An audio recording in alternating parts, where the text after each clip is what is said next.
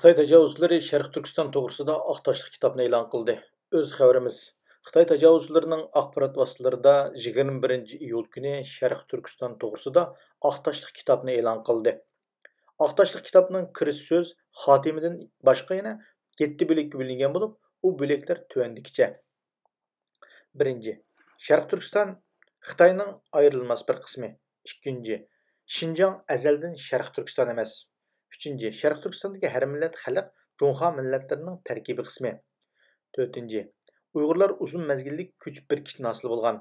5. Sharq Turkistondagi har millat madaniyati Jo'nxa madaniyatining tarkibiy qismi. 6. Sharq Turkistonda azaldan ko'p xil din tang mavjud bo'lib turgan. 7. Islom dini Uyg'urlar azaldan e'tiqod qilib kelayotgan birdan-bir din emas qatorliqlar o'ttirib qo'yilgan. Aqtoshlik kitobda munolar deyilgan. Xitoy bo'lsa birlikka kelgan ko'p millatlik davlat. Sharq Turkistondagi har millat xalqi Jo'nxa millatlari bilan qon tomiridek bog'lashgan. Uzun zamonlik tarix taraqqiyot jarayonida Sharq Turkistonning taqdiri bilan ulug' vatanimiz Jo'nxaning taqdiri champarchas bog'langan, ammo yaqingi mezgildan beri chegara sirti va ichidagi dushman kuchlar, bo'lib milliy bo'lgunchi kuch, diniy radikal kuch va zo'ravon terror kuchlar Jungoni parchalash maqsadiga yetish uchun tarixni burmilab oq-qorani aralashtirdi.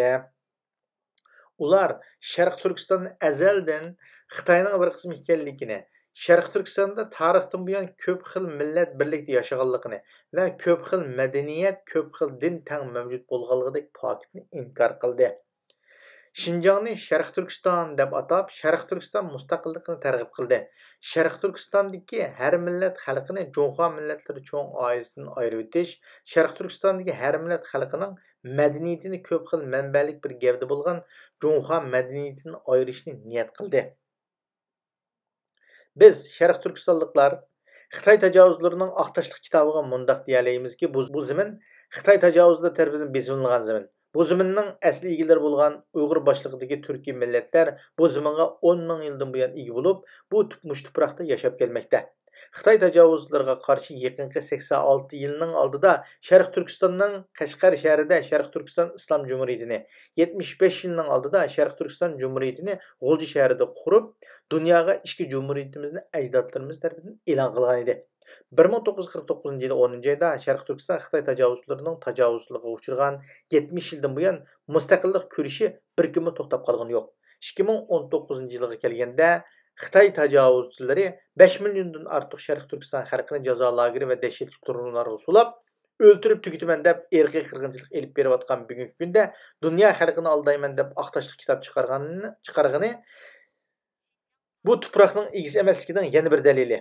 Biz Sharq Turkiston o'g'il qizlari Sharq Turkistonni Allohning izni bilan mustaqilligini qo'lga olamiz.